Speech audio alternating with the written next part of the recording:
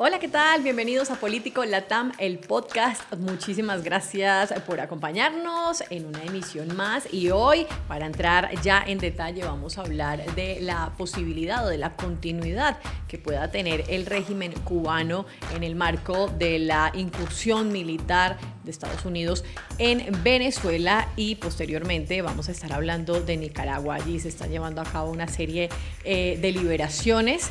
Y pues es muy discutido tanto la relación con los Estados Unidos como la cercanía con el régimen venezolano y la presión que posiblemente en este marco también pueda estar ejerciendo Estados Unidos en la liberación de estos presos.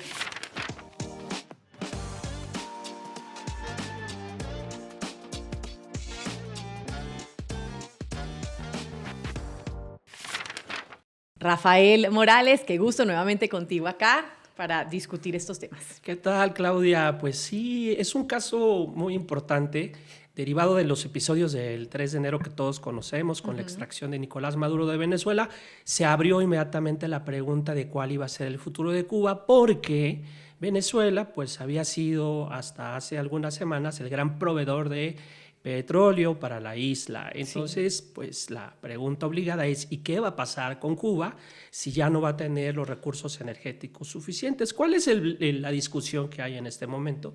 Pues que si bien se reduce significativamente los envíos de petróleo a Venezuela, esto no necesariamente significa que se suspendan en definitiva estos envíos, pero por el contrario, países como México se quedan como principales proveedores de petróleo, y esto evidentemente pues puede tensar la relación con México y pues con otros países que quieran ser proveedores de petróleo. Sigue México proveyéndole petróleo a Cuba, pero realmente ¿qué capacidad tiene México para subsanar este hueco muy importante que dejó Venezuela y que venía sosteniendo casi pues, desde la llegada de Chávez al poder en el año 99, 98, 99? Y antes de eso, Cuba pudo sostenerse en ese marco de esos 10 años después de la caída del muro de Berlín, y que dejó de recibir todo este apoyo por parte de la Unión Soviética, que era quien soportaba en gran parte a la isla. Lo puede hacer en ese momento Chávez. Lo continúa Nicolás Maduro, pero era digamos, esta cantidad de petróleo que se le proveía era absolutamente significativa, y ya la dejó de ver desde el primer momento después del ataque del 3 de enero, y México de alguna manera sigue participando, pero la cantidad que necesita la isla es muy superior a lo que México le envía. Sí, ¿cuánto petróleo necesita Cuba para poder subsistir? Sobre todo para generar energía eléctrica, para eso se requiere el petróleo. Necesita algo así como 30,000 barriles de petróleo diarios. Sí. 30,000. ¿Cuánto le estaba dando Venezuela antes del 3 de enero? Aproximadamente un poquito más de 10,000 barriles diarios. Ahora Venezuela, con las restricciones, las sanciones y lo que pasó el 3 de enero, está dando mucho menos que eso. Pero déjame darte un dato que es muy importante. Sí. ¿Cuánto está aportando México como proveedor de petróleo para la isla? Está aportando 12,500 barriles de petróleo diarios. Es decir, México se convierte en el principal proveedor de energético para la isla. Pero esto, como bien dices, Claudia, es insuficiente para cubrir las necesidades de los cubanos.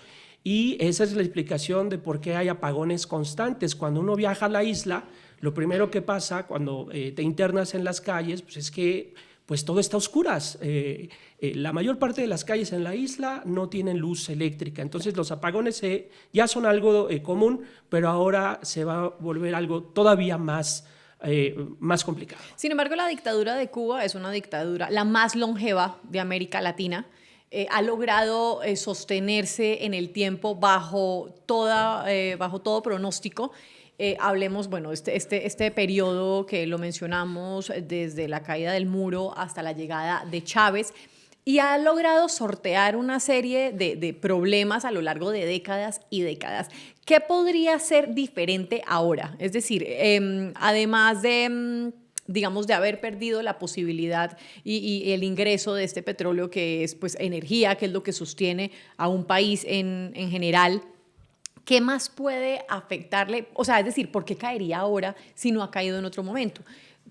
Quiero citar aquí, y me parece importante, es que en América Latina, una de las grandes razones por las que se sostuvieron o llegaron estos regímenes que puede que en su momento no fueran dictatoriales, más adelante, digamos, trascendieron o cambiaron, es que tenían una serie de líderes muy carismáticos que lograban encauzar y comprometer a toda la población en esa lógica antiimperialista y demás. Pero ese líder o esos líderes, y hablemos específicamente de Cuba, que era Fidel Castro, con un carisma que también tenía Chávez y con una capacidad de enganchar, ya no están.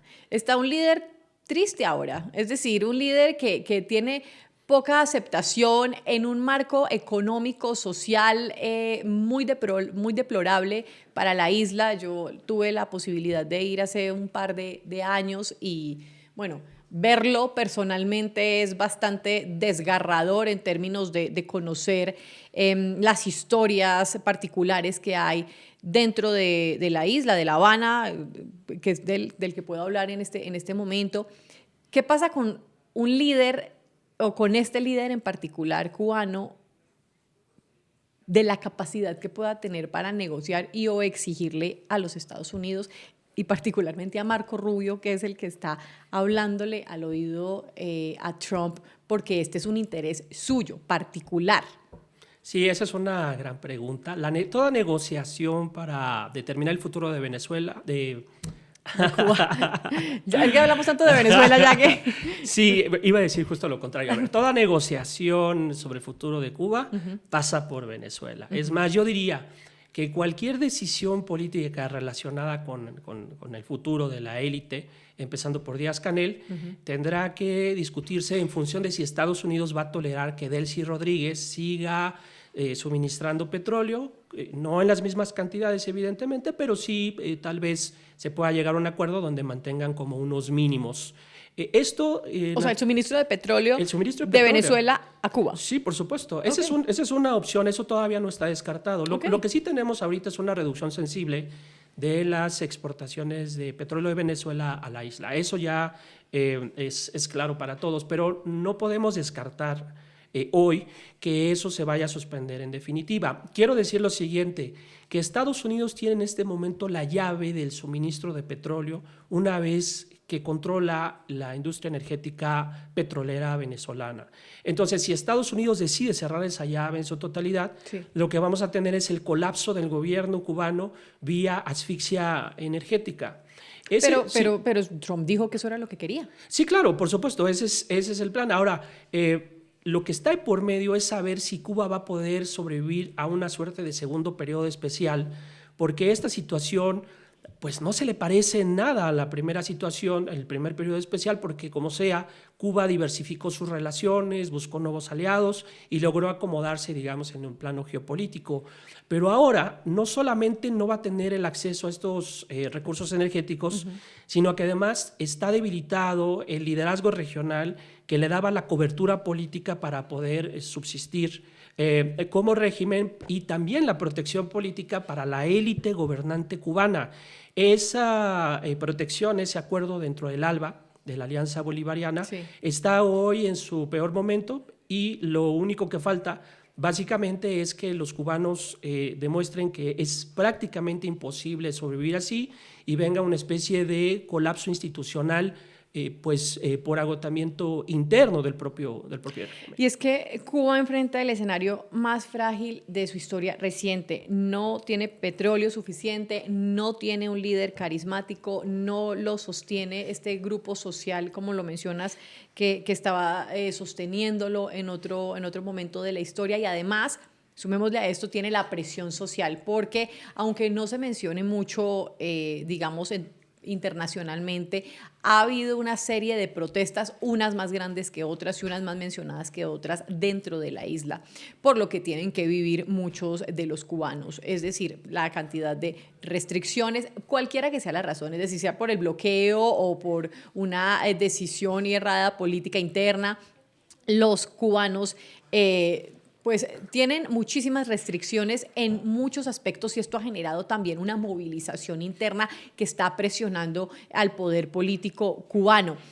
Pero no es nuevo. Y vuelvo y digo, todas estas cosas, esto que estamos viendo, como pasa en Irán, ya lo hemos visto. Y los resultados no han sido los que cuando se discute en términos de los internacionalistas y los especialistas se esperan. Ahora, ¿cuáles son los panoramas que podría vislumbrar la isla de Cuba con respecto a la presión que tiene por parte de los Estados Unidos y la falta de recursos a la que se está viendo enfrentada?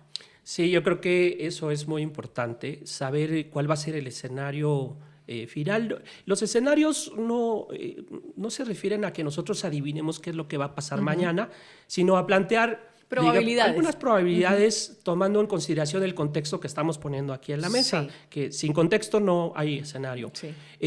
Hay una descomposición social abierta que no se manifestaba en años anteriores, donde digamos, la solidaridad entre las familias pues era más o menos manifiesta y clara para todos, pero eso ha desaparecido.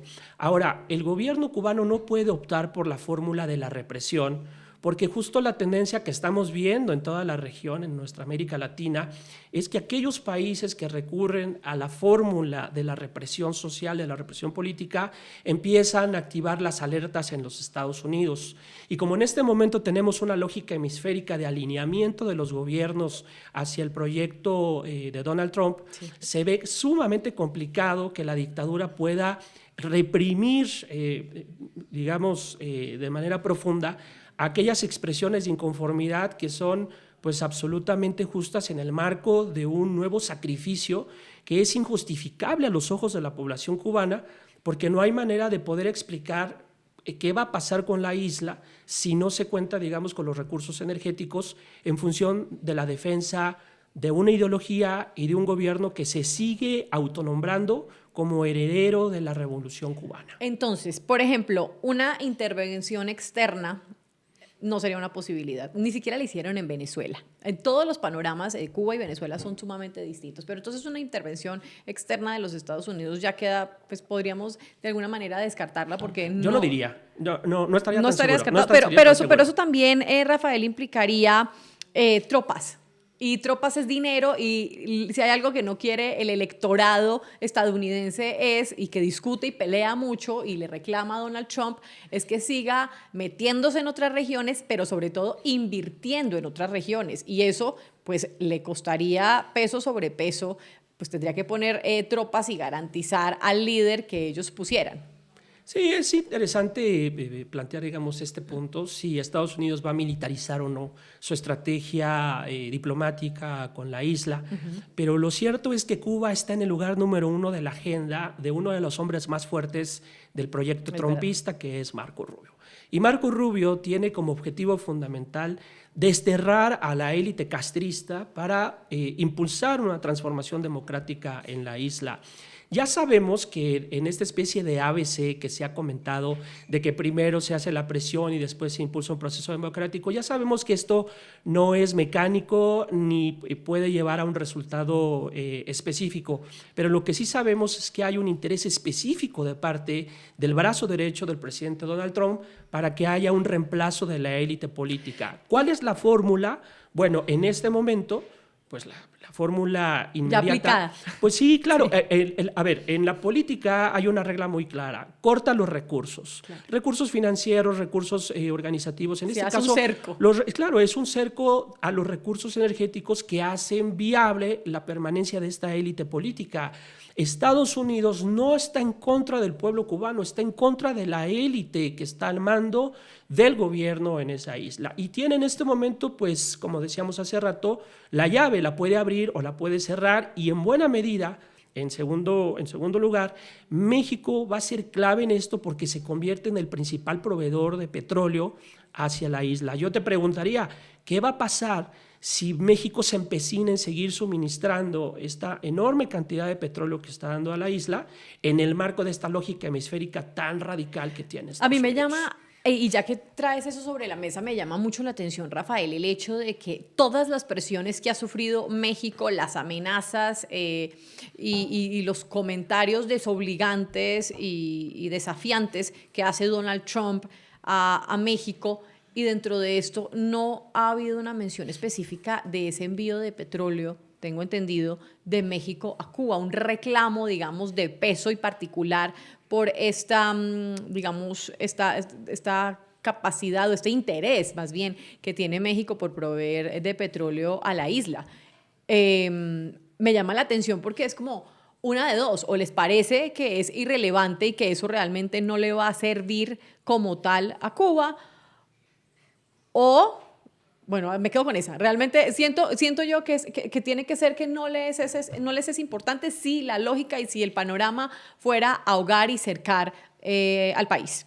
Pues es el último alfiler. Si México reduce el envío de petróleo a la isla colapsa. Pero lo que ahí le alcanza, lo que le está mandando ahora no le alcanza. Habíamos dicho, México está aportando aproximadamente más de 12,000 barriles de petróleo diarios, pero hay varias cosas. La primera es que esta cifra era una cifra que México no había transparentado a los americanos. Es decir, México estaba reportando un envío de petróleo y de productos derivados aproximadamente de $400 millones. Pues ahora se sabe que esa cifra en realidad rebasa los $3,000 millones. Okay. Entonces hay un problema de opacidad respecto de lo que realmente México está enviando. Y es por eso que no había sido una queja. Bueno, vamos a ver si Estados Unidos toma cartas en el asunto, porque una cosa es que Estados Unidos acepte, por así decirlo, que se envíe a cuentagotas ayuda en términos humanitarios, y otra cosa es que vea que su principal socio comercial en realidad no le está siendo lo suficientemente leal para decirle exactamente con cuánto está aportando energía petrolera a la isla. Entonces, el cerco sería otra posibilidad. Y una extracción de liderazgo como pasó en Venezuela, es decir, sacan al líder, en este caso Díaz-Canel, y obligan a toda esta lógica y a esta política interna a operar, pues, títeres, de alguna manera, en función de sus intereses particulares. ¿Qué tan viable es? Dado que Díaz-Canel pues, no tiene ni el carisma y no sé si el poder, y no lo digo por el país como tal, sino por la élite que tenía Nicolás Maduro dentro de Venezuela. Sí, el Díaz-Canel, a pesar de que es un burócrata, él no participó en la Revolución Cubana. Lo que sí tiene es el mando del ejército cubano. Y hay un tema muy característico, que esa élite política tiene una ideología que los blinda ante riesgos de división interna y sobre todo ante este tipo de amenazas, porque no es la primera vez que Cuba enfrenta este tipo de amenazas, ya van varias décadas. ni mucho menos de situaciones excepcionales en términos de recursos para poder subsistir.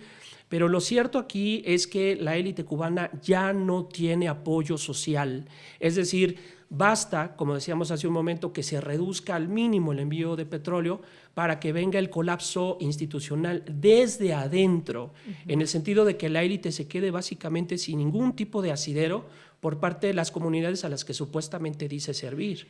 Díaz-Canel va y viene entre una serie de discursos. Entonces hay un momento en donde dice: somos nosotros los responsables del estado de la isla en este momento.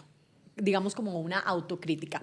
Luego, después de cosas que dice Donald Trump, Díaz-Canel vuelve y dice: aquí mandamos nosotros y aquí se va a hacer las cosas a nuestro modo. Entonces, nos tiene un poco confundidos en saber si hay digamos, cierto margen de apertura a negociar, a llegar a acuerdos con los Estados Unidos, a abrir de alguna manera económicamente, levemente la isla, a que existan una serie de reformas parciales y que ayuden a sostener de alguna manera el régimen. Ese podría ser, siento yo, otro panorama. Los regímenes dictatoriales, por definición, utilizan las estrategias de liberación, por ejemplo, de presos políticos o de relajamiento de controles, ahí cuando sienten que tienen toda la presión encima. Sí. Cuando llegó el Papa Juan Pablo II a la isla, hubo justo una apertura limitada de las iglesias, se liberaron algunos presos políticos y entonces la isla pudo más o menos sobrevivir. Me parece que en este caso van a tratar de recurrir a eso, el régimen va a tratar de recurrir a este expediente para tratar de decirle a Washington: vamos a relajarnos, vamos a empezar a tener algunas medidas de flexibilización con tal de ganar tiempo y quizá llegar a algún acuerdo que permita un mínimo de subsistencia en lo que se define el futuro de la isla. Porque en este momento me parece que no está claro, al menos no se ha hecho públicamente por parte del gobierno de Estados Unidos, qué es exactamente lo que piensa hacer con la isla una vez que quedó descobijada con la cobertura petrolera venezolana. Pero ¿qué tan probable es que eso pase si ya, digamos, se han dado estas cosas particulares y esta apertura y la isla sigue en una dinámica que no tiene conforme a Estados Unidos, por un lado, y por otro, siendo Marco Rubio el que está detrás? O sea, digamos que en otro panorama podría ser como, bueno, encontremos un punto común en donde nos veamos todos beneficiados, el régimen pueda continuar con alguna reestructuración y demás, y pueda haber beneficios mutuos para ambos países. Pero aquí está Marco Rubio, yo siento que Marco Rubio está más allá de los intereses económicos o de seguridad que pudiera tener el país. Y de él vamos a estar hablando más adelante. ¿Tú lo ves gobernando Cuba?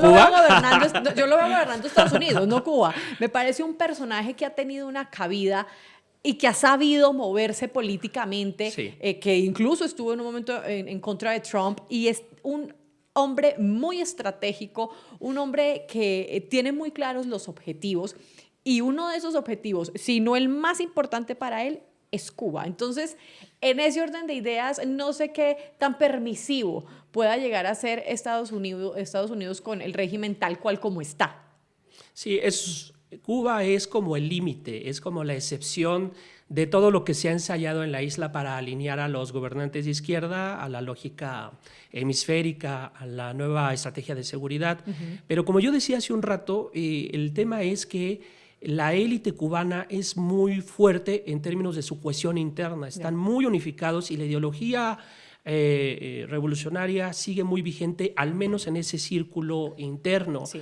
Aunque se desplazó a Castro y aunque se desplazó a su hermano de la élite gobernante, Díaz-Canel hereda, por así decirlo, la estructura de control, y ese es el punto clave donde Estados Unidos se la tiene que pensar un par de veces para saber si con una intervención armada como la que ensayó en Venezuela será suficiente para poder, presionar para un cambio de régimen. A mí no me queda del todo claro, pero lo que sí yo tengo claro, en términos de la información que hay, es que el apoyo social prácticamente está desdibujado y no hay manera, no hay ni siquiera la autocrítica, más profunda que pueda, pronunciar Díaz-Canel para convencer a la gente de que ahora sí las cosas van a funcionar bien. Y también hay una ruptura interna, y esto viene de antes. Raúl Castro en algún momento con Barack Obama se sentaron y diseñaron una propuesta que parecía bastante viable, y cuando la presentó a Fidel, cuando la presentó a Fidel Castro, hubo una ruptura en donde dijeron no vamos a negociar con eso. Para Raúl Castro esto fue absolutamente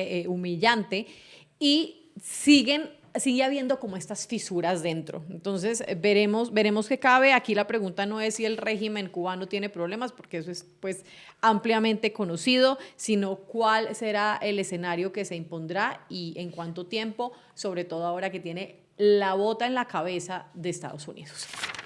Bueno, Rafa, vámonos ahora desde Cuba, vámonos hacia Nicaragua, que está viviendo otro panorama, y es que la noticia ha sido que se ha llevado a cabo una serie de liberaciones de presos políticos.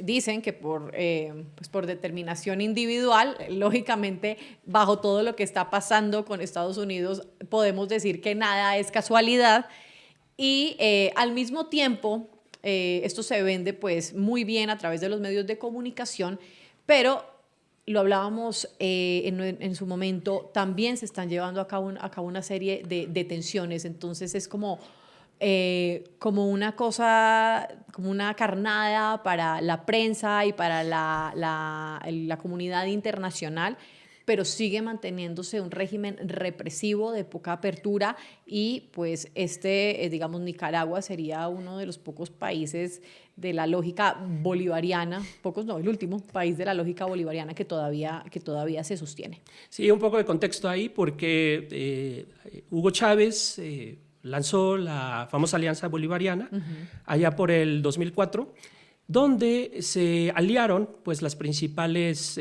hoy dictaduras de la región, en fin, Venezuela, Cuba, Nicaragua, etcétera. Y Ecuador, que por cierto Ecuador se salió después. Y Bolivia.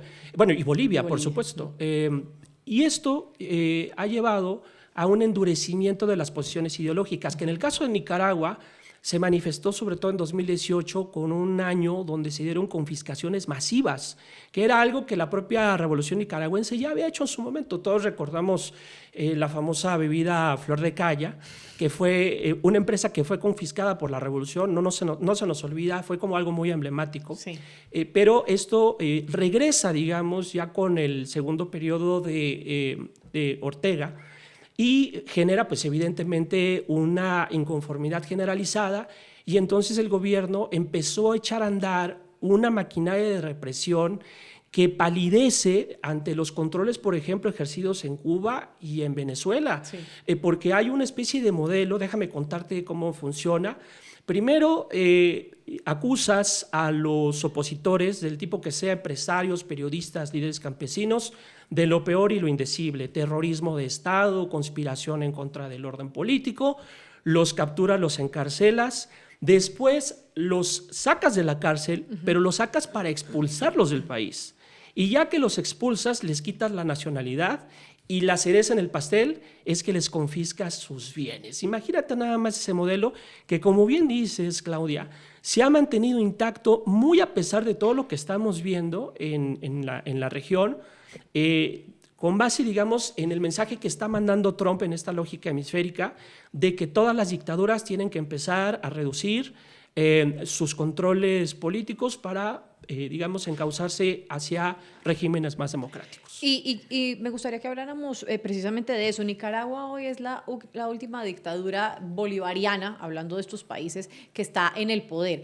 Estos líderes carismáticos que en su momento llegaron por elección popular, es decir, en el marco de una democracia, y que fueron modificando a lo largo de su periodo o de su gobierno la constitución para quedarse ahí. A uno les funcionó mejor, como en el caso de Chávez, con continuidad con Maduro. A Correa no le funcionó también pues porque no le siguieron la corriente.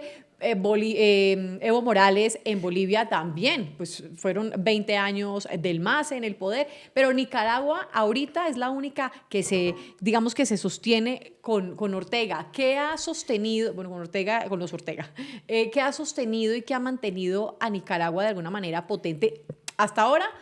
Pues estos países que podrían, digamos, soportarse, y todos los commodities que le representa la región y demás, pero con una presión tan poderosa como la que puede ejercer Estados Unidos en este momento, y la soledad a la que ya se ven sometidos. Estos pañitos de agua tibia de liberación de presos pues no le van a significar realmente mucho. ¿Y qué tan probable es que se ponga en el ojo de Trump este país para presionarlo, siendo, digamos, el último bastión y el último, o uno de los últimos problemas que pueda tener en términos de su interés territorial, de seguridad y demás de la región? Hay tres cosas que explican la permanencia de Daniel Ortega y su régimen de terror en Nicaragua. La primera, la que tú mencionaste, que forma parte todavía de la Alianza Bolivariana, que le daba la cobertura política en la presencia de líderes como Hugo Chávez, Castro, etcétera, que hoy no están, pero al final de cuentas el ALBA era como el espacio geográfico, geopolítico para esa cobertura política regional. El segundo punto es que Nicaragua, aún con todo, déjame decirlo así, aunque sea de manera provisional, es una dictadura eficaz en cuanto a resultados económicos. Okay. Nicaragua no tiene una dependencia hacia el petróleo como sí la tiene, por ejemplo, Cuba. ¿Qué han hecho los nicaragüenses? Han invertido sobre todo en energías renovables, en energías limpias, y eso lo saca, por así decirlo, de la lógica político-petrolera o de petrodependencia. Pero el tercer lugar, Claudia, respondiendo a tu pregunta, ¿por qué ha podido sobrevivir una dictadura tan rapaz como la nicaragüense? Pues ha sido el éxito de su modelo represivo. Absolutamente. En cuanto a que cuando el gobierno de Daniel Ortega siente una presión internacional fuerte, sobre todo por parte de Estados Unidos, entonces aplica el modelito que acabamos de describir, de excarcelación de presos políticos. Por ejemplo, apenas hace unos días, la Embajada de Estados Unidos en Managua declaró que mientras Venezuela estaba liberando presos políticos, pues Nicaragua se hacía de la vista gorda, es decir, parecía que no estaba viendo, digamos, el escenario. Y de inmediato, horas después, el gobierno de Daniel Ortega empezó a liberar a presos políticos sin decir exactamente en qué términos se daban esas liberaciones, excarcelaciones tal vez de tipo administrativo, pero no decía bien a bien cuál era el futuro de las personas liberadas. Lo cierto es que esto pues, no puede dejar de leerse como una medida que va acorde pues, con la nueva lógica hemisférica que está ensayando los Estados Unidos en la región. Se hacen estas liberaciones, pero además pareciera que al gobierno de Nicaragua le dijeron las mismas, digamos, fuerzas militares, cállese, porque sí ha habido muchas respuestas muy duras en algunos momentos a los Estados Unidos. Hubo también un silencio importante y considerable con respecto a lo que pasó en Venezuela después de haber sido completamente activo en otro momento. Entonces, sí se sienten amenazados ahorita en particular con estas acciones. Sí, por supuesto. Creo que el gobierno nicaragüense sabe que tiene que entrar en una revisión profunda de esta política represiva tan brutal, tan descarnada, porque de otra manera se van a enfrentar a la ira de Washington para que ellos mismos se vean presionados a hacer ajustes mucho más profundos. Porque déjame comentar algo, Claudia, que viene muy a cuento con nuestra propia actividad que nosotros tenemos en un medio de comunicación. Las medidas represivas en Nicaragua han llegado a tal grado que se están encarcelando a periodistas básicamente por sus expresiones en las redes sociales. Entonces estamos llegando a unos niveles de control demenciales donde prácticamente se están ejerciendo controles totalitarios sobre la libertad de expresión. Esto desde ningún punto de vista va a poder ser tolerado, no solo digamos por Estados Unidos y su proyecto hemisférico, sino por la propia comunidad internacional que no puede observar cómo un régimen como el nicaragüense tiene plena libertad para poder llegar a, digamos, a las trapacerías más escandalosas que, como decíamos hace un momento, ni siquiera se las conocemos a otras dictaduras de la región. Vámonos entonces ahora, Rafaela, a los panoramas. La continuidad represiva, o sea, es decir, que todo se mantenga estable, que Estados Unidos no le preste mucha atención porque pues no es Venezuela y tampoco le está generando un problema significativo. Hay migración, eso es importante, hay migración y mucho de lo que sostiene la economía también de Nicaragua son las remesas que vienen de países como Estados Unidos principalmente. De que lo dejen quieto y que siga operando con algunas posibles modificaciones que ni siquiera sean sentados en la mesa a negociar. Pues es lo que parece advertirse, pero si revisamos, por ejemplo, las declaraciones de Marco Rubio, él lleva básicamente un año entero mencionando que Nicaragua es una amenaza en contra de la seguridad hemisférica, que es una amenaza en contra de la estabilidad del gobierno de los Estados Unidos. En fin, me parece que en Washington queda perfectamente claro que no se puede dejar títere sin cabeza en la región. Es decir, si se reemplaza a un tirano, pues esto debe de tener un efecto dominó. No veo yo el escenario donde Estados Unidos diga, por un lado, ya hicimos el trabajo duro para tratar de impulsar el cambio político en uno o dos países y que de pronto digan, pues como Nicaragua no nos da problemas, pues entonces lo dejamos seguir operando, ¿no? ¿Puede haber entonces de manera interna un quiebre del modelo económico? Es decir, sí, económicamente y con toda esta rigurosidad de este tipo de gobiernos se ha sostenido y se ha mantenido bien. Sin embargo, Nicaragua es un país muy pobre. Muy pobre. ¿Puede pasar algo en términos económicos que desestabilice? Pues yo no lo veo así. Básicamente por lo que decíamos, Nicaragua ya no depende en estricto sentido para su estabilidad macroeconómica del suministro de petróleo. Ahora, algo que, digamos, podría ser inquietante para los norteamericanos es que se diese, por ejemplo, una crisis humanitaria como la que estamos viendo, por ejemplo, en Venezuela, donde millones de venezolanos han abandonado el país para ir a buscar refugio político en los Estados Unidos. Esto, pues, no está pasando en Nicaragua.